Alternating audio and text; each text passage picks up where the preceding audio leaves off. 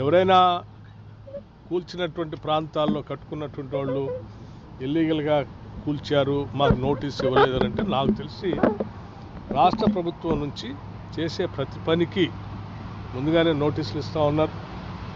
అట్లాగే వాటన్నిటి లేక్స్లో ఎక్కడైతే కట్టారో బఫర్ జోన్ కూడా కాదు, లేక్స్లోనే నేరుగా లేక్స్లో కట్టినటువంటి వాటిపైనే ముందుగా చర్యలు తీసుకుంటున్నారు.